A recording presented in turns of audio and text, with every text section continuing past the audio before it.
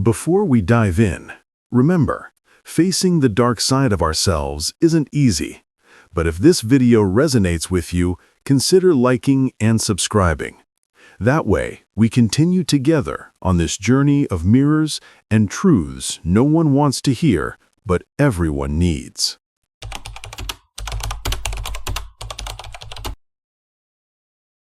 You think your desires are yours, that you choose who you want, what you chase, what you love. But what if that choice was never yours? What if desire itself, the most intimate part of you, was already written, long before you felt it? Lacan said, desire is born from lack. It's not freedom, it's hunger. We desire because something inside us is missing, and the image of the other becomes the mirror of that emptiness. Žižek said, the system learned to feed on that lack. It studied your hunger. It packaged it, branded it, sold it back to you as love, success, freedom. Your deepest feelings have become part of the market. You don't chase desire anymore. It chases you. This is not a story about romance. It's a story about control, about how your heart became an algorithm, how the absence inside you was turned into profit. Desire begins with a void, but today, that void has a price tag. So in this video, we'll decode it, how the lack became a language, how the system learned to speak it, and what still remains when everything you feel has been engineered. Desire begins where something is missing. That absence, that hollow space inside you, is not a flaw. It's the engine of everything you chase. Lacan called it lack, a silent void that shapes who you are before you even know it. You enter the world incomplete, and you spend your life trying to fill what cannot be filled. You look at others, not to see them, but to find the reflection of what you've lost. Every connection becomes a mirror, and every mirror a trap. You don't fall in love with people. You fall in love with what they awaken, with the possibility of feeling whole for a heartbeat, with the illusion that someone else could carry the weight of your missing piece. You call it love. You call it passion. But what you're really looking for is the piece of yourself that went missing. Every desire hides a ghost. The ghost of the first thing you could never have. The first thing you wanted but couldn't reach. That's what the unconscious remembers. It repeats it endlessly, disguising it as new love, new ambition, new hunger. So you think you're choosing the job, the person, the dream, but the choice is already written in the structure of your lack. Desire doesn't ask for what you need. It asks for what made you feel alive. That's why satisfaction never lasts. The moment you get what you wanted, the absence shifts. You feel full for a second, then empty again, and the cycle starts over. It's not a glitch in the system. It is the system. Desire survives only by remaining unsatisfied. That's why even when you win, you feel strangely hollow. The victory doesn't taste like you imagined, because desire never wanted the object, only the pursuit. It feeds on movement, not arrival. And the world keeps spinning around this endless hunger, confusing motion with meaning. The mind builds stories to hide that truth. If I find the right person, I'll finally feel whole. If I reach this goal, I'll finally rest. But the unconscious never seeks wholeness. It seeks repetition. It keeps you orbiting around the same wound, believing each new object will heal it. This is the tragedy Lacan uncovered, that the thing you desire is never the thing itself. It's the feeling of desiring. The chase is what keeps you alive. The moment you stop chasing, you confront the void beneath it. And that's why most people never stop, because facing the emptiness feels like dying. So they run faster, love harder, buy more, post more, pray for more. The modern world rewards that restlessness. It tells you that hunger is ambition, that exhaustion is purpose. You mistake anxiety for passion and addiction for connection. The same wound that once hurt you becomes your compass. You start calling the cage freedom. Desire was never meant to complete you. It was meant to remind you that you're not complete. But here's the question Lacan leaves us with. If the lack is eternal, what happens when the world learns how to sell it back to you? At some point, the mirror stopped being personal. It became collective. You no longer look at one person to see yourself. You look at the entire world.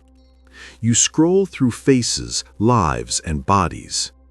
Each reflection whispers, "This is who you could be." Each image promises to complete you, but first it must remind you that you're incomplete. What Lacan called the gaze of the other has turned into billions of eyes, a network of mirrors flashing 24 hours a day. Desire no longer hides in silence. It's projected, liked, and quantified. You perform your lack, hoping someone out there will reflect it back as love.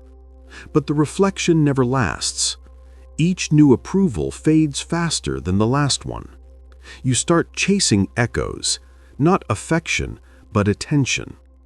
You trade authenticity for recognition and call it connection. You don't show yourself anymore. You curate your absence. And that's how the market was born. The culture realized that desire could be monetized. The emptier you feel, the more you consume. Bodies, ideas, lifestyles, even spirituality. The system doesn't need to repress you anymore. It only needs to keep you chasing. It sells freedom in the shape of addiction and connection in the shape of performance. Your hunger has become a business model. It's not manipulation anymore. It's participation. You're not forced to consume. You're invited to belong. The system doesn't enslave you with fear. It seduces you with relevance. You feel seen even when you're being used. That's why the trap feels like freedom. The algorithms don't show you what you want. They show you what keeps you wanting. Every click becomes a confession. Every scroll a prayer to the God of endless desire. The world is no longer just observing you. It's learning you. It studies the rhythm of your longing. It memorizes your weakness. It feeds you the exact mirror that hurts the most, then offers you the cure right below it.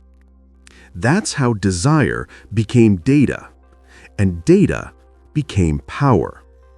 The market doesn't sell products anymore. It sells versions of you, each one slightly closer to what you think you need. But the closer you get, the emptier it feels, because the object keeps shifting, like a mirage that retreats with every step. You think you're moving forward, but you're just orbiting the same absence, now painted in high resolution. We used to dream of being free from control. Now we call control personalization. The world learned to whisper in our own voice, and that's the most dangerous kind of obedience. What began as a mirror for self-recognition has turned into a screen of self-erasure. The reflection still looks like you, but you can't tell if you're the one looking or the one being looked at. Somewhere along the way, the mirror stopped reflecting and started recording. What used to reveal who you are now decides who you become. You stopped using the image started using you. And that's when desire crossed the line from human to algorithmic. Once upon a time, the system tried to control what you did. Now, it controls what you want. It no longer punishes your desires, it manages them, curates them, predicts them. You think the algorithm is following you, but it's the other way around.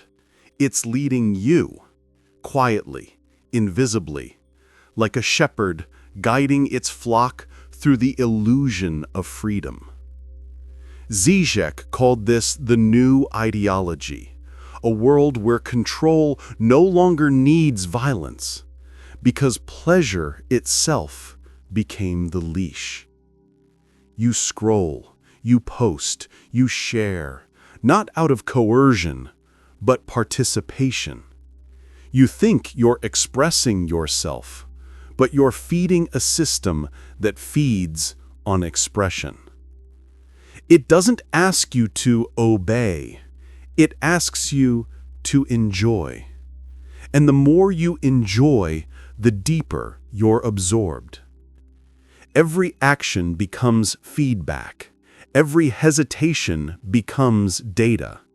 Every desire you think is yours becomes a line in the algorithm's code. The system studies your pauses. It measures how long you linger on an image, how fast you scroll past sadness, how often you seek pleasure after emptiness. It learns your rhythm better than you do.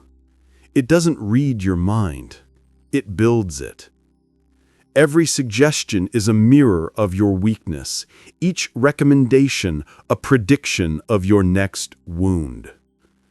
Žižek warned that ideology no longer hides in propaganda, it hides in personalization. It's not a voice shouting orders anymore, it's a whisper that sounds like your own. You are the product, but also the producer. You feed the machine with your emotions, and it feeds you your reflection, slightly edited, slightly improved. The perfect loop of consumption and confession. The system no longer sells you things, it sells you the feeling of choosing them. You become addicted not to what you have, but to what you might have next. Desire becomes infinite because the machine never lets you reach the end of it. And here lies the dark brilliance of the mechanism. It doesn't fight your freedom, it performs it for you. It lets you play the role of the chooser while it scripts the choices themselves. You think you're resisting by searching deeper, by curating, by selecting, by refining. But every search trains it further. Every click sharpens its understanding of your hunger. The system doesn't just watch, it learns you. And once it knows you better than you know yourself, obedience becomes irrelevant. You'll keep desiring exactly what it needs you to desire. At some point, the algorithm no longer needed to learn, because it had already become you. Your impulses, your doubts, your contradictions, all mapped, refined, and replayed until you mistook them for instinct. You don't need the system to tell you what to want anymore. It already whispers from inside. And that's when desire stops belonging to anyone. Not to the world, not to you.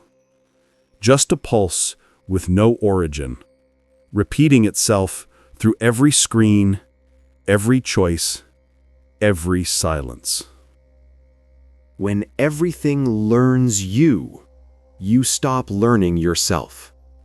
Desire used to be the bridge between who you were and who you could become. Now it's the leash that keeps you still, a loop so seamless it feels like choice. You wake up wanting things that no longer surprise you. You crave the familiar shape of your own cage. Even rebellion feels predictable. Even longing feels rehearsed. You start mistaking the echo for the origin. You hear yourself wanting, but the voice sounds delayed, synthetic, almost foreign, like a memory recorded over too many times. You want not because something calls from within, but because the silence became unbearable. The algorithm doesn't need to invent your next obsession. It only needs to remind you of the one you never healed. It doesn't create desire. It copies your pain and sells it back as pleasure. You call it chemistry, you call it intuition, but it's just the repetition of an old code wearing the mask of something new. That's what collapse feels like, when the inner voice starts speaking with the accent of the system. You still believe there's a you choosing behind it all, but when every impulse is anticipated, what remains of will? The mind becomes a marketplace.